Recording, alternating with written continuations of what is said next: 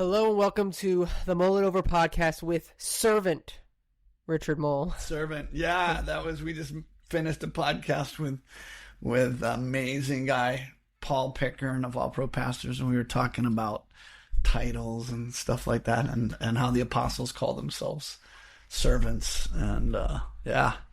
So we are gonna be doing a new series. We're gonna do 2 podcasts, not probably every week, but pretty regularly. And I'm gonna be out of town for a couple of weeks, so we may this may fit in between some of them. But on discipleship, we've even had that request because people know what we're about and they've loved the interview. Some of the people that love our podcast are like, but I want you to teach. I want to learn some of the stuff. And so we were like, even just before getting on here, going, where do we jump in? Because there's so much. We got Jesus Training Manual, and I pulled that out, and I was like, that was the book when the Lord was telling me, I want you to teach the stuff that I've been pouring into you. And I was like, I hate writing. I hate English class. It was the most intimidating class for me in school. Math and science came easy. My handwriting was so bad that was the biggest reason I think that it was just intimidating. I inherited that generational curse. Yeah, we got to break that curse in Jesus' name. So, we want to do we're just calling it the discipleship hour, whether it lasts 30 minutes or 2 hours, it doesn't matter. And there's so much to do. And we were talking about making disciples, and we're getting some amazing invitations right now. Whole church is wanting us to help equip the whole church. And Paul Pickern going, hey, we want to release your stuff, and we'll be talking, what exactly does that look like? But right here, we just want to give it away on this podcast. And not all of it. Yeah. This is somewhat of a teaser because what we've created online is, I'm fascinated. I'm excited about it, especially because about the time we're launching this, the Lord's telling us to do this, I start doing this marriage thing, and I feel like I'm sitting down with the Gottmans, and I shared that in the other podcast too, but it is so cool because I was like, I honestly, it's what it feels like. It's like they're available whenever I can make time, and I make time because I want a better marriage and pay the price financially. But oh my gosh, it's just phenomenal. And so we're trying to create that same thing. And before you can walk in the authority and the power of God, you got to get rid of some garbage in your life. So you said, let's start at the beginning of our online school. Starts with forgiveness because that's so foundational. And you get a chance to minister to I would say, I don't think you can be a good Christian if you're not good at forgiveness. No. And yet there's a lot of people. I also think that forgiveness is, okay, God's love. If you grew up in church, you sung Jesus loves me, this I know for the Bible tells me. You have an intellectual knowledge that God loves me. But some people never have encountered, experienced, believe, expect his love, right? Yeah. If you have been in church, or if you have parents that have any type of care for you, you were told to forgive your siblings, apologize. I'm sorry. Right. And you're teaching your kids right now. Yeah. I'm like, no, you gotta convince me. Oh my goodness. Oh, roll my eyes. I was just about to say that, Dad. Yeah, I'm sure you were just about to say that. It's very genuine. You know I can't say I'm sorry and I forgive you when you've already said it, Dad. I'm like, no, I don't remember that Bible verse. Oh, man, there's so many things that I don't know. So adorable. Yeah. Teaching your kids is interesting. Man, last night I was like, Bubby was like, can we read a Bible story? I was like, sure, I'll read you a Bible story. Then I pulled out the Bible, and I was like, he was like, I want you to read Noah. I was like, Bubby, you ask me to read Noah all the time. You know that one. Like, let me read another one. He's like, Daddy, I know every story in there. I was like, you don't know every story in the whole Bible. He's like, I know every story in that Bible, because he's got a Bible that doesn't have the whole thing. I was like, okay, who follows Moses and leads the Israelites? He's like, Joshua. After they wandered in the wilderness because of not obeying. I was like, what on earth? Where did you hear that? He was like, oh, I watched it on YouTube. I was like, okay. And then I asked him 2 or 3 more questions, and Sasha came in because she heard on the monitor, and he was answering all these things from like an app that he's been using on his iPad that I don't even know what app it is. And I'm just like, dude remembers everything. He is brilliant. He remembers everything. Have one of those kind of minds. And I don't remember things like that. I wish I did. Yeah, for you, he gets that from Paul Sasha. Stamps Oh, and okay. all kind of other stuff. Ridiculous. Yeah. Useless and pointless things. Waste of my life. Yes. We were on some point. Forgiveness. I was teaching my kids for forgiveness, and I think that like it's one thing to like be like I have pride that I'm a good Christian, or I'm a good this, or I'm a good that. Like I never hear anyone be like, I am excellent at forgiveness. No. I want to be the best at forgiveness. And like I say that because when I'm teaching someone, I'm like going, if there's one thing you can excel at that you want to figure out and get down pat, it is forgiveness, because the better you are at it, it serves you incredibly well. Physical healing, mental healing, emotional healing, all kind of one stuff. of the things I'm nervous is that people are listening right now and they're getting ready to find their next podcast to listen to because they're like, I already do that. I forgive everyone. There's no one that I don't have forgiveness towards. And I start asking questions whenever I preach on this. I was a youth pastor. I'm not a youth pastor currently, but I was teaching the youth about forgiveness, and I was like, hey, you should be able to forgive. And like they all kind of started tuning out or whatever, like, yeah, we're good or whatever. I was like, okay, wait, is there anybody that you can think of that if they walked into a room, you would feel something other than joy? And they were all like, how many names? They're like, and so I was like, we're going to start writing it down. And so when we were done, one of the girls came up to me and she was like, do I have to forgive all of these people? I was like, yeah. It's, how many is it? She's like, I wrote down like 60 people's names. I was like, at the beginning, did you think you had anyone you had unforgiveness towards? And she was like, no, I would have said no. Yep. I was like, because it's like, out of sight, out of mind, or we don't equate forgiveness with like, that's a bad person, I avoid them. Yeah. Instead of being able to find a way to honor and love and respect people, even then, though that they're different or they've hurt you or, they're not perfect, how can we... forgiveness is about yourself. It has nothing to do with anyone else, right? The Bible commands you to forgive. It doesn't command other people to act a certain way or to apologize even. It calls, but we're commanded to love our enemies. Love.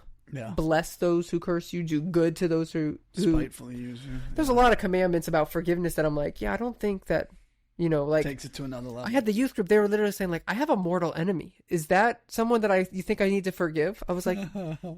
That was her word. She said, I have a mortal enemy. I was like, wow. You're 15 years old. How do you have a mortal enemy? When a lot of times when we do the foundational healing stuff, forgiveness is one of the first things. And I would have people come and they're like, I already do healing ministry. Yeah. We have people come for ministry who are experts in this kind of, and I'm like, why would I start with this? And for whatever reason, you just start explaining it. Next thing you know, like, oh my gosh. Yeah. And I've had people like that were leaders in ministry. It just opens up a can of worms and you don't even realize it, Yeah.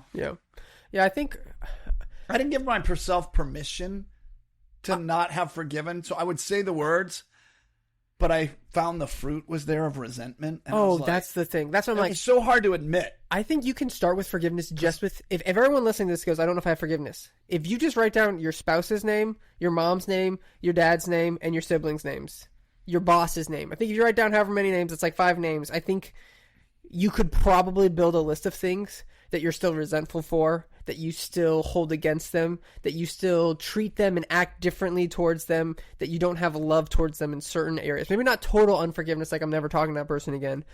But I think just you can be like, I think you could build a pretty long list. I used to listen to the Bait of Satan's. He had like a video conference that... Yeah, great resource. I don't buy that stuff. I always find it on YouTube. And I found some church that uploaded it on YouTube. And I would listen to it every year. And every year... John Bevere. I would listen to it with the expectation, like, I will, at this point, have no unforgiveness. Like, I wanted to do it. I don't do it anymore. I probably should still do it. I probably skipped a couple years. But when I would do it every year, I was like, I would go into it thinking, like, no, I am really good at forgiveness. He's not going to say anything. And the stuff that he said every year, every single time, I was like, oh, man, I have a long list every single time.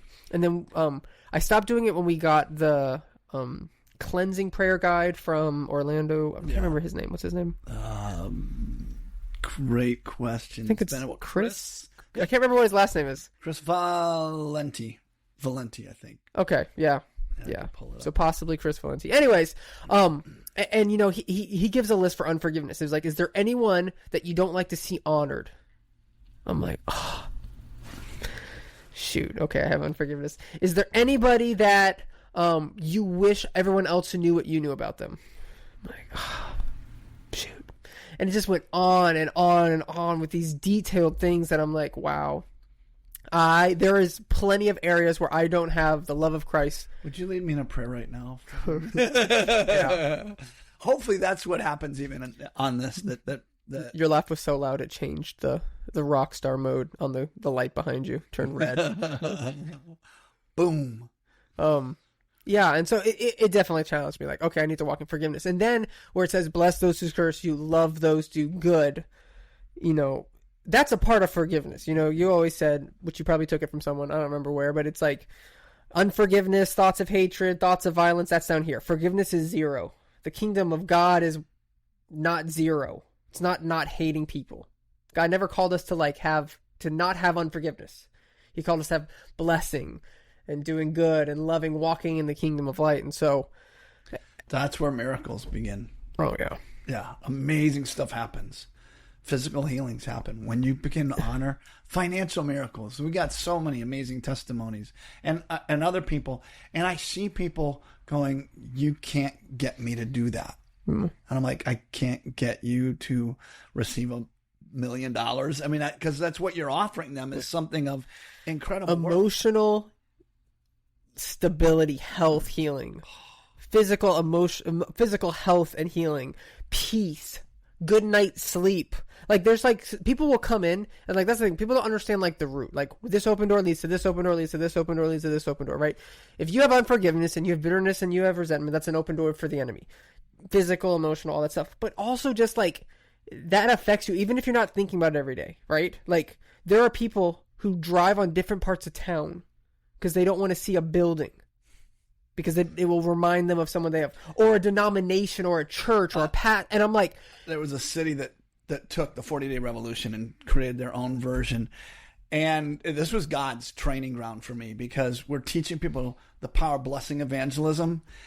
And I would have to drive through that city. And the Lord was telling me, are you going to practice what you preach? You're about to preach to a youth group over here. Bless those who curse you in the power of blessing. And I'd be like, I bless them. You know, like it was hard. It was until it became easy. And it was like, and the Lord told me to give away all the t-shirts that we had produced, give them to them financially free, even though they took the book and pray blessings over them. And honestly, it was something that over time I just grew to the point where now it's like, how fast can I do this?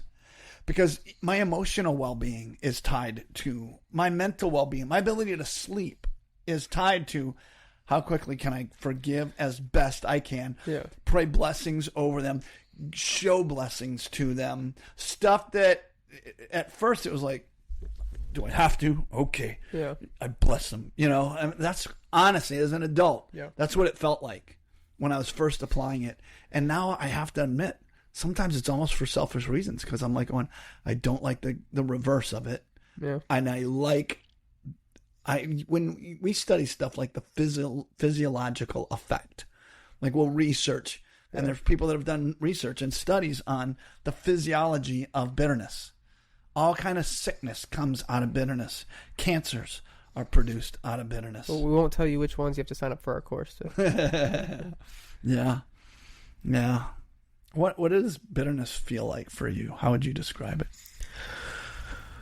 Man, what is it? You don't have it. You haven't No, I have definitely had bitterness. I'm a little too familiar with bitterness. He's in the room right now. Yeah, no, definitely with you. Working for bitterness. Let me think. I don't know. Just kidding. I don't know. You know, bitterness is kind of like, I think it's when your unforgiveness feels justified. Mm-hmm. Where you don't think you have the problem. You think they have the problem. And the way you're feeling, like... Can I tell the story? Probably not, because No. I hate it when you tell stories about me. It's like... It's about me. It's more about me. No, it's going to be... My reaction to some one work morning at the house. Oh, yeah. Okay. All right. It was me. All right. I'm nervous how this is going to go. This is real. This is real. Well, in real. We're gonna be either calling someone to minister to us. So I might be phoning a friend right now. 6 months, couple hours or a couple days a week. We're working at his house, which is fun. It was amazing. And a lot of hard, dirty, smelly rat. We remodeled a 70-year-old home, which I don't know if I ever told you this. Sasha was telling someone about it, and she was like, "Yeah, Andrew, had always wanted to remodel a house," and she was kind of describing it in a way that I was like, "Wait, we've talked about always wanting to remodel a house." She was like, "Right, we have. This is what I meant when I said remodel a house. I meant paint. I always wanted to paint a house." And put some wallpaper up and change some light fixtures. I was like, that's not remodeling, that's decorating. She's like, right. I should have said I've always wanted to decorate a house. I haven't wanted to remodel because we were tearing out walls and all this stuff. And she was like, she's like, Andrew, when you start wanting to do that, I was like, I'm out. That's outside my my wheelhouse, which our house would not look the way it looks if it wasn't for her designing and decorating it and making it look as great as it does. So there's one morning in that whole time frame when I come in and I am sucking wind. It's like I was hurting emotionally. Like you had unforgiveness. I was trying my best to walk in forgiveness, and but I was just in a really low place. And I get there, and the day before we had laid flooring and covered a large area, and I'm like, we're gonna finish that today. And I get there and it's all torn up. And you're telling me how big the gaps were, and I was just like, I started loading up my tools and loading them in my vehicle. From the whole house. Because well, first of all, honestly, it was time because they had been there for all the other stuff. They weren't tools that were going to still be needed, and I had already kind of decided I was probably going to be clearing the house because it was fun. But I'm like going, I can't even say anything right now. I am not responding to this. I am packing my ball and I'm going home, and I was driving away and I was like, I'm not leaving well. Yeah. I have not handled this well. And I didn't want to talk about the stuff that I was struggling with. And because it was, that was hurtful, painful, frustrating, but it was like, I can hardly breathe. And I walk into that and I just was like, so I felt like I was being like a little kid on the one hand, although part of it was just like, I got to find somewhere to breathe, and life hits you like that sometimes. Sometimes it's like you can be hit from multiple sides, and doesn't matter how good you have always been. Anybody can be crazy. Yeah. Can have a crazy moment. Doesn't mean you're crazy. It just means... when I came in and I explained myself, because you were just kind of like, wow, this is not my dad. And this is not normal. I don't know what you were really thinking, but when I told you a little bit of what I was processing, it's like, okay, so you're a real person or something. I forget what your words were. It was something. No, you weren't talking to me. I was like, Dad, you have to be a real person. You can't just leave like this and act like this. It makes me want to be like, you can't come help me anymore. No. I want to be able to be vulnerable and real. And then you finally open up and say, thank you for being a real person. Yeah. Telling you. I didn't understand it completely, but I was just like. Yeah, it's what I wanted to do that day. I wanted to help, and but I just was like, there's times where stuff hits you, life hits you. Yeah. So, that's when the rubber meets the road. I had to come back and apologize and ask for forgiveness. And tell you, don't ever do this again. No, I'm just kidding. Yeah, you definitely had to keep working through forgiveness after that day. Yeah, you had the forgiveness to work through. No, too. You did. I said there was still a little. You called it passive aggressive. I could laugh about it later, so I brought it up a few times, and I didn't mean for it to be passive aggressive, but because for me it was just one of those there was a few times I didn't typically yell at you guys, and don't think I made you fearful, but there was one moment that I couldn't forget. I turned and I was going to throw a baseball glove at your head. You threw it right next to it. I did. I threw it against the fence and walked out. I got a hockey stick right across the teeth, and I was just like, whoa! Threw it and walked off. And but that's not how I normally behave. So we can give each other opportunities. This somehow has something to do with devolved forgiveness. quickly. Yeah. Oh my goodness. Yeah. Well, I think we end up hurting the people that we love. Oh yeah, passive and aggressive. a lot of times, well, sometimes we're hurting ourselves, and what it's not what maybe is in our heart, what we intend to communicate, but the things that we do hurt another person. Yeah. You know, we judge ourselves by our intention. You know, so there's also the flip side of that is that reconciliation. How do you heal when someone comes to you and asks for forgiveness, or they're bitter towards you? And Yeah. I think when someone has unforgiveness, bitterness, and resentment, and you talk about reconciliation, they're going to have every reason why they shouldn't. Mm-hmm. I usually don't like to talk about reconciliation until I'm like, no, once you have forgiven, truly forgiven, then reconciliation is natural. But when you haven't forgiven and you're still bitter and resentment and you say reconciliation, they're like, but this person's unhealthy, but this person doesn't respect my boundaries, but this person, doesn't love God, but this person, there's all these reasons why. Once you've forgiven someone, it's like, why wouldn't I reconcile? Yeah. Which doesn't mean, again, let people hurt you or, this is the rule. There's always exceptions, don't tell us all the exceptions. But if you're telling us the exceptions, I think you should be focused on forgiveness and getting your heart right. So what happens to a person when they do forgive? What are some of the benefits of forgiving? You can save gas money because you don't have to drive around the places you avoid. You can save medical bills. Yeah. Sleep better. Yeah. Yeah. I think you won't even always know. You can't even always know because you don't know what other things in your life are affected by those open doors. Yeah. You might be like, well, I went to the doctor and they said I have a deficiency in iron. And I wonder why. You just don't know. When you get your whole body, soul, and spirit right and aligned with God, all of the things that change in your life. I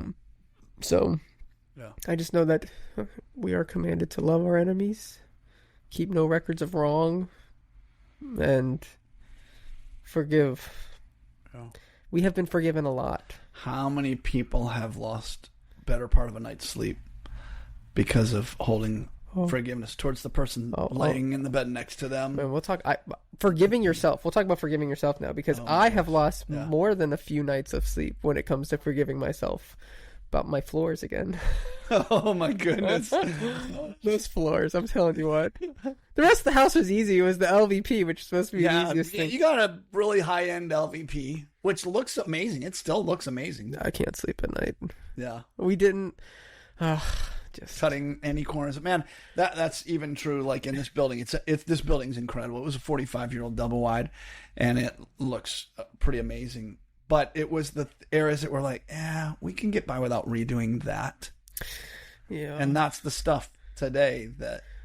That was not why I was not trying to get by. I didn't. You would know. I didn't try to cut any corners on the house. Yeah. I annoyed you at different times because I was like, "We're gonna double up," and you're like, "Okay," and I'm like, "No, it will be perfect." And I made a mistake, and I literally I'm like, it's not even forgiving myself because it's still there. I don't know how to live with that. It's still working on that one. I think forgiving yourself is the hardest thing. Yeah, I don't think there's anyone. God can be for some people, but I would say that, forgiving yourself. I've seen so many miracles happen when people forgive themselves, receiving God's forgiveness. You think if I forgive myself, my LVP will stop cracking? Absolutely. Guaranteed. No, I'm kidding. We don't make guarantees. More my money back. Yeah. Forgiving yourself. Yeah. Loving yourself. You get family members back. You get your house back. You get your car back. You get your best friend Jack. Country music back, I guess. Yeah. It is pretty amazing the things that are restored. Favor. Miracles. Favor. Joy, peace, sleep, all that stuff. I had forgiven me pastors again and again and again. I'd had some pastors that had hurt me. And then the Lord had me start blessing them and praying blessings over them from a distance. Not too hard. I could do that in obedience to God. Seeing them and blessing them, learn to get good at that. And then the Lord said, I want you to take it to another level. I want you to go back and bless them. I mean, not bless them, honor them. And I was like, I had felt like I had never tried to dishonor any of them. I felt more like David dodging spears at times. And, but I watched the biggest financial miracles to that point in our ministry happen when you honored that. And it was to the day, 3 different pastors, the days that I honored them, the biggest financial miracles happened. And it was $5,000, $10,000, and $30,000, $45,000. This is your guarantee for $45,000 that you forgive and honor. Ministry, if you need a new vehicle. No, I'm just kidding. But it like, to me, it was. Sometimes I get to experience things like that because of being, I think, a teacher, and the Lord wants to give you illustrations that I don't know. But everyone, if you want also $45,000, you have to be a teacher. Yes, yeah. But it's like, it's right there in the Word. Honor your, in this case, it's honor your father and mother. It's the commandment with a blessing. And the Lord was going, I want you to learn to honor the people that have dishonored you. And it was interesting too, because when I went to honor them, I had not felt honored by them. I didn't have bad relationships, even though there were experiences that were very painful to me. And I feel like it was a bad relationship. But when I honored them, the honor that came back, which I wasn't expecting, I wasn't asking for it, I wasn't looking for it. I'm obeying God. And they were like, Richard, let me tell you what I think of you. And I was like, honor begets honor. Yeah. You give it and you receive it. And so that's even another level beyond just forgiveness. Yeah. If you want to walk in freedom and healing, you can find us on Skool, spelled SKOOL. Yeah. We'll put the link in. We'll put the link. I think the link's in our description for our podcast, everywhere except for possibly Apple Podcasts, because they're a little finicky. Yeah. You can go to our Facebook, our website. But yeah, and it's just the start. If you heard us talking about this and you're like, wow, that connects, that resonates, we want to walk you through walking in total body, soul, and spirit, freedom, healing, transformation. Like, you're called to do incredible works of God, but if you're going to be sent out to go change the world, you need to be changed and in the right place. And so, can I just say, Andrew, you did a phenomenal job. I spent probably more time listening than I do, well, especially in often the teaching arena of the content. And you did a phenomenal job. I'm looking forward to diving into some of these subjects and hearing from your vantage point. And I want to encourage people to say that, because I have felt like, man, Andrew, you got so much to release. And a lot of times when I'm the lead minister, whoever's sitting in with me kind of sits in, and you check out, do other stuff, and you've heard every story. You can tell them, you know what I'm going to tell before I tell it. Now, I'm not, and I don't mean that in a bad way. No. It's just I say the same thing. I say the same thing. So yeah, and like, he's just been around, and but to hear you speak on some of the things, you release something fresh and anointed, and thank you for that. And so, yes, please note that. I've been trying to twist his arm to do more. So today it was like, man, it's happening right here. And so I look forward to this time together and the discipleship hour. Yeah. Blessings. With servants of God. Bless all of you. Yes. Talk to you later.